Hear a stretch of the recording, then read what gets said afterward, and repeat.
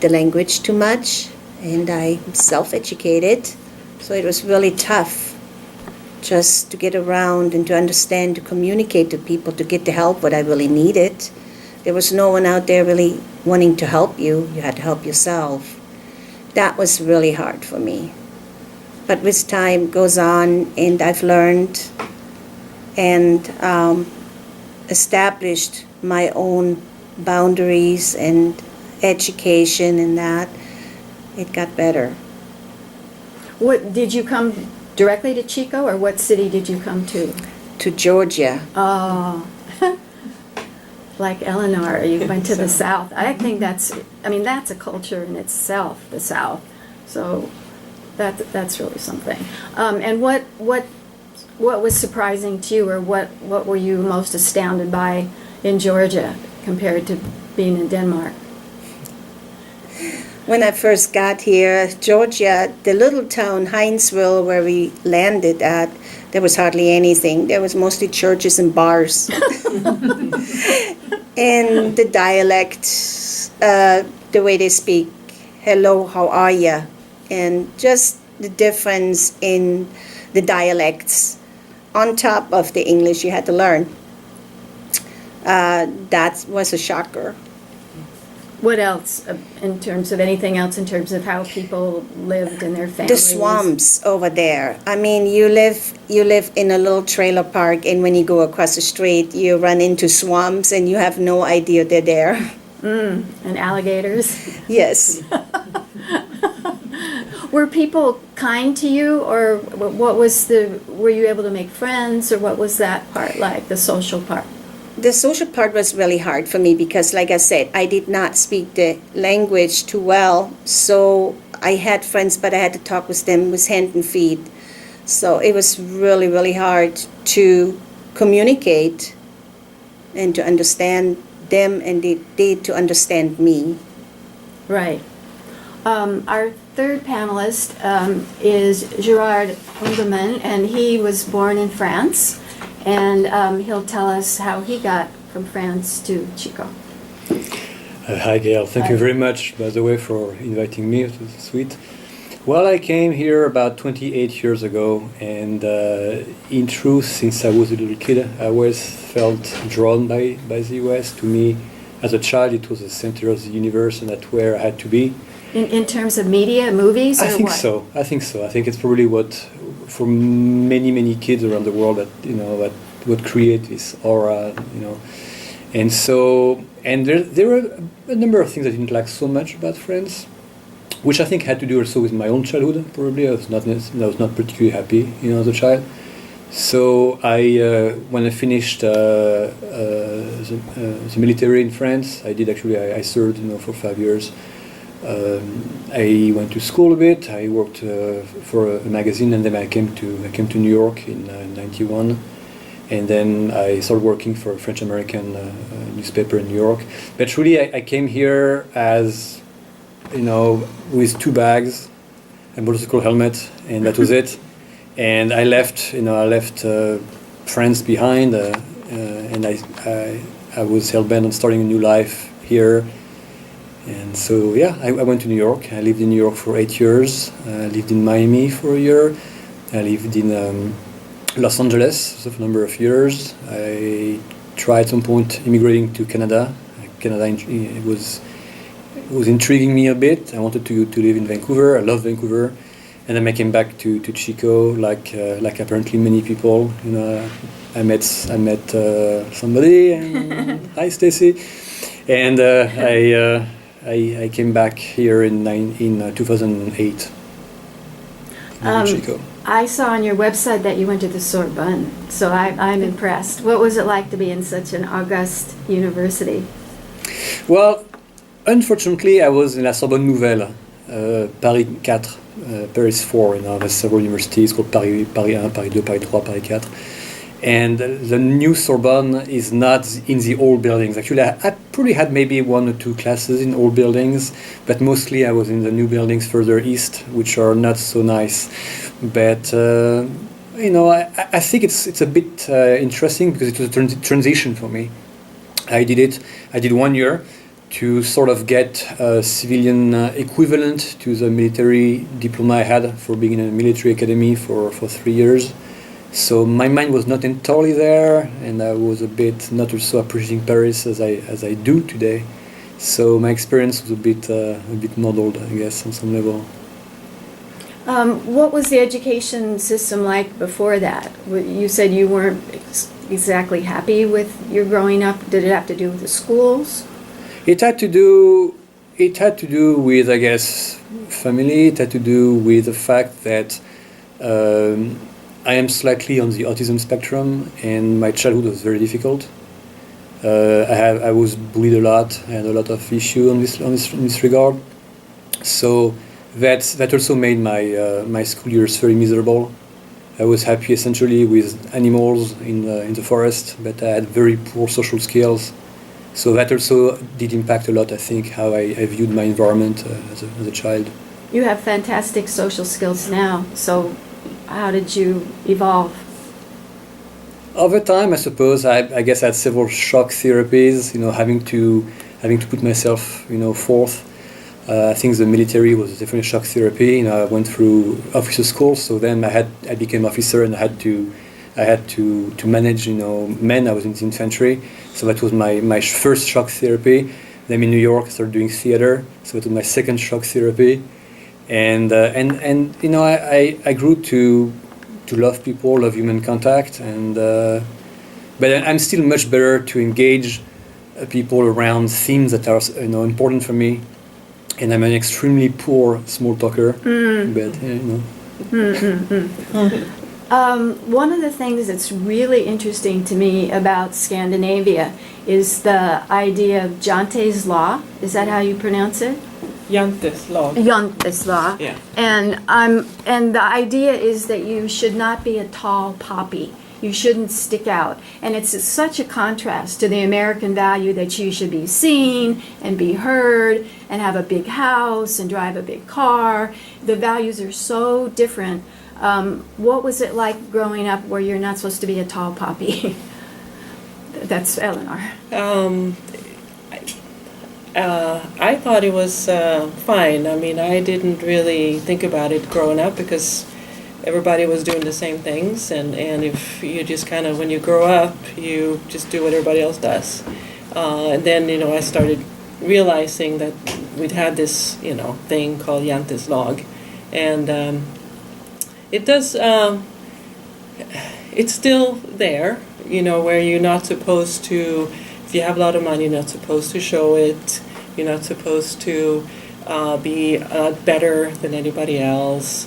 But it's changing because I think of the social media and all the Swedes and Danes, I'm assuming too, and the rest of Scandinavia that I see what the rest of the world is doing, and especially here in America where it is, if you have money, it's okay to show it, and I think it's changing a little bit in Sweden too, where it is more acceptable to be different. And they have always accepted different people, but it's just, you're not supposed to want to be different, if that makes sense. What about when people are drinking? I talked to a friend who grew up in Sweden, and she said drinking allows Swedes to be loud and boisterous and Yes. express themselves, but other than that, no. Yeah, that is true, and there's a certain being okay that if you're drunk, it's okay to be this different kind of person, but if you're not, then you're supposed to conform a little bit more. Yeah, for me, it wasn't a problem. I think I'm kind of like low key, and I adapt, so I never had the need for be somebody else, but for some people, I'm sure it's difficult, that too.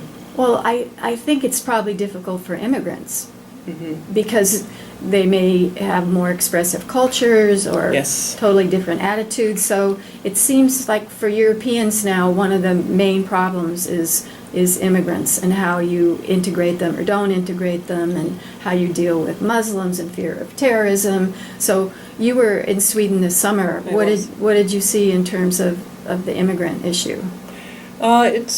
it's a difficult issue. I'm really very proud of how Sweden have opened their doors and basically said, if you need help, let us help. Now they have kind of, clamped down a little bit on it because they realized that so many people came. I mean, there's hundreds and thousands of people came in a very short time, and to be able to take care of the people that come, there you need to have, the means, the money, and it's difficult to find it in such a short time and find housing and all of the Translators and yes. social workers. Yes, so there's a transition, going on in I'm sure all of Scandinavia. All of Europe. All of Europe, exactly, yeah, all of Europe. But The figures are that in the Nordic countries, immigration rose to 14% of the population by 2015. yes. And Swedes had the most, with 16.7 asylum seekers per 1,000. So Sweden's taken on the most of the Nordic countries. I think so. I And think so that's correct. President Trump refers to the immigrant riots. And Yeah, no. I think it's, for a very difficult situation, I think it's going very well. Of course, there are difficulties, of course. And there are growing pains, how do we deal with different things? These are very, very different cultures, and there are often people that have gone through really, really difficult times, and so they are traumatized.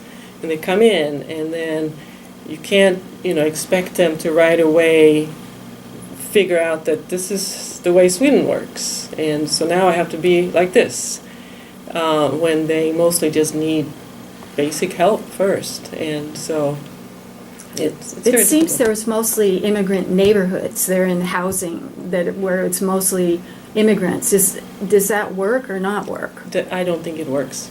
I think the government has not done a really good job with the immigration question. I mean, I'm not an expert at all on this, but I'm just from what I see, because I do go back quite often, and I speak with my family and relatives over there, and for a long time the government decided to you bring in the refugees and you help them out, but it takes a really long time to get that final okay to actually stay and become a citizen or get a equivalent of a green card, but and while that is going on, they were not able to work, and so they were basically being taken care of, and so that creates animosities between the people that are already there working, and paying the taxes and doing all this stuff, and then they see people that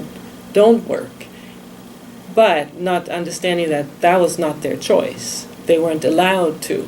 And so now they are really starting to change that. I was talking to my sister the other day, and she said now there's a government proposal that every company that hires a newcomer will only pay like 3,000 crowns, which might be maybe $500 a month for the salary. The rest of the salary the government pays. Will subsidize. Yes, so that means that they really want the companies to hire these newcomers to get them into society. To train them. Yes, and actually get them self-sufficient and just function within the society, and I think that's a really, really good thing. Katrine, in terms of values, there's a lot of talk now about Danes and hygge. I don't know how to pronounce it, but it means comfort and warmth and sitting in front of the fire with your family. So that seems to be a really important value. Could you comment on that? About the family? How do you pronounce hygge? It's Hygge. Hygge? Hygge. Say it again? Hygge. Hygge. What is it? It's a comfort to the Danes.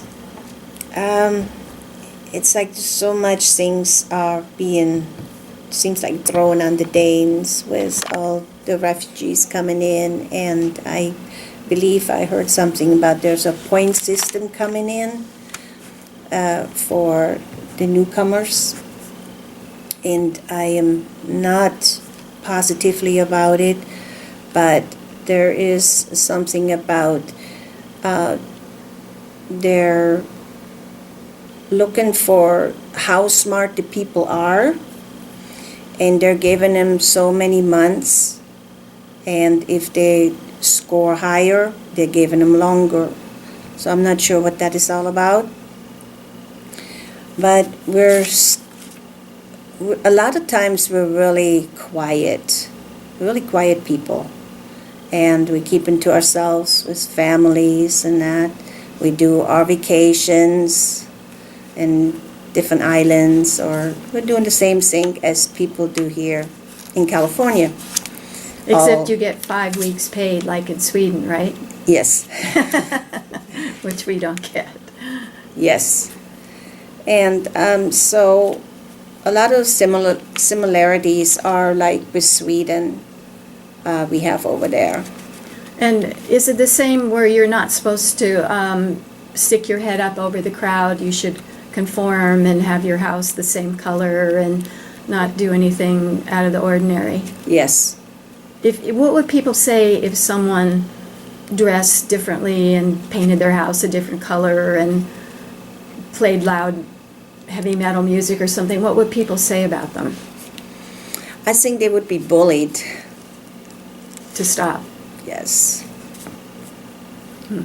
And was it like that in school, where, like here, if someone is an A student or someone wins an athletic competition, you know, it's publicized, so-and-so won the match, but not so... It was more secret over there. More secret. Mm. Because you're not supposed to compete. Correct. But on the other hand, there's all kinds of wonderful programs that teach children to work together, starting in preschool, and to communicate and not bully each other and that kind of thing. So that's the good side of the working with the group. Yes. Okay. So if we move to France, and Gerard, what the value that I'm hearing most in France is that's pertinent to political events is they don't like Puritanism. So the Me Too movement got some criticism. Banquer ton porc, balancer ton porc, out your... Ton porc. Yeah, and some actresses like Katrine and 100 women signed and said, oh, this is a Puritan movement. So the U.S. is seen as Puritan, and France is seen as civilized and sophisticated. So how does that work? Well, I think it's like anywhere else, you know, people can be divided around style especially, I suppose. And I think that France has always had a bit like Italy, I suppose, you know, they're fairly similar cultures for some things. It's a culture that's turned towards a sense of hedonism, appreciation of some, you know, pleasures like, you know, the table, obviously, the bed as well, you know, it's famous, and you know, so I think for sure I think right now there's a bit of a clash of style and generation to some degree, where there's an older style of being that appreciate a sense of what they see as playfulness between the sexes, but is seen as being something sometimes outrageous and disrespectful by some other, you know, people, maybe sometimes younger, maybe. And I think that's where the clash, you know, happens. And I think it's like anything else, you know, I don't think one side is more right than the other. It's a matter of finding the right balance, the right equilibrium, right balance, you know. And France for sure is a culture that has in it to flare up rapidly around issues.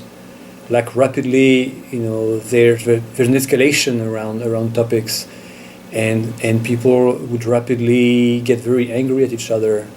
It's nothing new. It's been going on for a long time. I mean, it predates. I mean, there's a reason why I think there was a French Revolution, which was a bloodbath absolutely horrendous proportions. It didn't start then. It has roots much deeper, I think. So it's something to consider. People tend to go into overstatements sometimes, and there's a dinner, for instance, dinner conversations. Here, say you have when the family gets together for Thanksgiving. Very often, people try to avoid any topic that's going to produce any kind of waves. Right. Now in France, oh my God, you're going to pick, the topics which are going to irritate, grandma or something. I like that. And then hopefully people won't throw food at each other. But so there's a culture of seeking. Passion. Seeking was going to trigger passions and excitement. President Macron is only 39 and is part of the new generation of young leaders. And in some ways, he's very progressive. He has a minister for women's equality, and he's supportive of efforts to fight sexual harassment on the street and do away with the wage gap and that kind of thing. And on the other hand, he's like a banker in his background. So where do you see this new generation of leaders like him? Another one is Pierre Trudeau in France that are very progressive in some ways. How's Macron doing? Again, I'm not the best person to. I have a vague opinion, but it's a vague opinion, and I don't follow French politics very, very closely. It's mostly through what I hear, from my family, and what I see sometimes when something particular, happens. But I think it's a very good thing, personally, to have younger leaders. Also have a greater role, for women in politics. And business and everything, that has to do with management of society. So no, I see it as a good thing. So far, what I've heard and read about Emmanuel Macron seems interesting. I think he has some good ideas. So I think we should see what's going to happen over the next few years. But I tend to be optimistic. Mm-hmm. Well, and it's also a pretty avant-garde that his wife was his teacher and 24 years older or something. And that's kind of avant-garde too. Yeah, for sure. It's something that would be considered most kinky, in the States to a degree. That's such a large, age difference. But not for a man and a younger woman, but yes, absolutely. Yeah, that's a good point. Yeah. Right. Let me thank our sponsors. Ask Dr. Gail is made possible by the generous contributions of KZFR supporters and by Friends of the Arts, a state local partner to the California Arts Council. Since 2001, Deborah Lucero and Friends of the Arts have been creating economic opportunity through arts and culture by producing community festival and events including Oktoberfest, the True North Tour, the NorCal Jazz Festival, the Salmon Festival, and more. So why do we say salmon and not salmon, but we say almond and not almond? That's not in the script here. To learn more about Friends of the Arts, visit friendsoftheartsupstate.org. And it's Ask Dr. Gail is brought to you by Kyle Porter of Paradise Auto Services, providing PA system rentals and audio engineering in Butte County since 1995. Kyle can handle any event, including concerts, parties, weddings, reunions, or meetings, and he offers mobile digital live recording on location. To reach Paradise Audio Services, call 530-873-3344 or visit paradiseaudioservices.com. And remembering that you're listening to KZFR FM 90.1. And just a reminder that the Ask Dr. Gail shows are videotaped and are on the YouTube channel. You can just search Gail Kimball and Global Youth, and we can see this show and past ones on that website. Let's talk about what Wayne LaPierre said. So for people who don't recognize his name, he's the head of the National Rifle Association. And in his recent meeting with conservatives, he said, we've really got to watch out because European socialism is going to be brought into this country by the leftist liberals who are probably going to sweep the elections in 2018. So I thought we should talk about the the European socialists that could be coming. The nanny state, or Eleanor, that's not a term that you really appeals to you. What's a better term? Oh, I'm not sure about a better term. I don't like the nanny state term. To me, it means that you take care of a person or something because they can't take care of themselves. And I don't think that's what the model is, the political model in Europe, or at least in Sweden. I think it's a social democrat model where the welfare of its citizens is really important, and they feel like taking care of the people from when they are born till they die, it is a very important part of just being a part of society. And in a democratic, socialist democratic state, it's yes. Lost the word there. But it's not all about the state owning everything. It's no, because there's plenty of private enterprise, oh, yeah, like IKEA and. Oh yes, of course. And my own Volvo. family had their own little mom and pop business, and so there's always been that part too. So it's never been the state should do everything. So Right. Well, let's just go through the list. So we have, once you have a baby. There's parental leave, not just Yes. maternity leave, and they encourage men to take 3 months. yes, they do. And then if you want to get the whole leave, the dad's got to use part of it.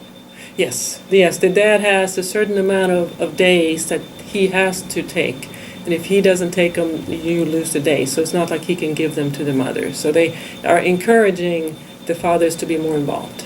Okay, and then if I give birth in the hospital, I have health care. Yes. And so are there premiums like there are here? If I have health insurance, I pay a copay. Mm-hmm. Is it like that in Sweden, or do I not pay anything? That's a good question with giving birth. I have not given birth in Sweden. I did that here, Yeah. so I'm not sure, and I haven't asked my sisters. I know that the children are taken care of. Everything is taken care of up until they're 18, and I'm not sure if they have to pay a small copay for being, giving birth. I haven't heard of that, but I can't. So if you have a kid who needs to have their tonsils out, do you have to pay anything, or is No. it totally free? That's totally free. And college is free, university is free. University is completely free. Yes. But someone who's in Stockholm told me that even there, university students graduate with a debt because they Yes. incur debt just living because Yes. they don't usually live with their parents. How does that? I didn't really understand that. Yeah, that's exactly. So usually you do come out with a little bit of a debt just because of living expenses. They don't have the culture there that you do live with your parents until you finish school. They want to get out on their own as quickly as possible. So if you decided to live with your parents while you were going to school, you wouldn't have any debt.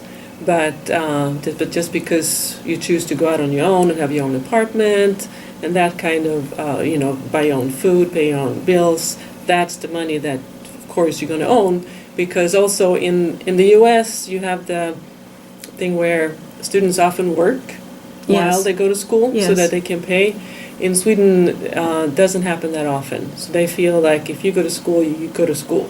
And you probably graduate sooner because here it's at least 5 years on the Yes. average. It depends on the program, but you do focus on school. And then, of course, summers, and stuff, vacations you can work. But while you're in school, you go to school.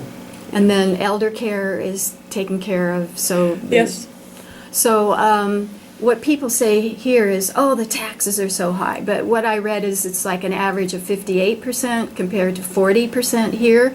And here we get, everything is a struggle in terms of university tuition and health care and elder care, and child care is so expensive. So I'd rather have higher taxes and have that kind of security. Me too. I think, and I'm not sure if it's 58% sounds high. Yeah, because I just talking to my sister the other day, she was saying between 30 and 40 for a person who is, working in a factory or working at a school or something.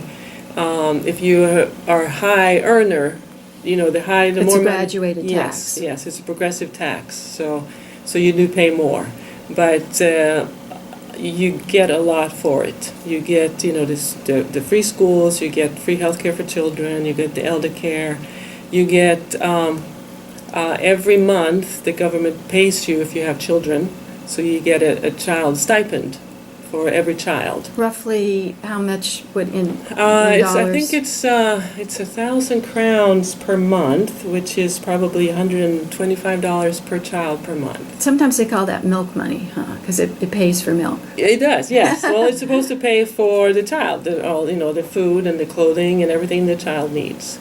And then also if you have more than 3, you get more money. So you could, maybe if you have 3, you might get for 4, just because they want you to have more children. So. And that's interesting because Southern Europeans especially have a problem with low birth rate, and so who's going to pay into the social welfare systems to take care of all the elders? But the Scandinavian countries, the birth rate is higher because I have an incentive to have children because I get leave and childcare is affordable and all of that. So I think that's correct, and I don't know how much higher it is than the Southern European countries, and I think there's a trend also now that are going towards more children. So for an example, my brother has 9 children. whoa. But he's an anomaly. Yes. Yeah, that's not always that many, but 3, 4 are more and more common these days. Than when I was a child. So. When you visit Sweden, what are you seeing in terms of teenagers and Generation Z? Are they outspoken and arrogant and confident and swearing like the ones here? Or do you notice any generational changes? Well,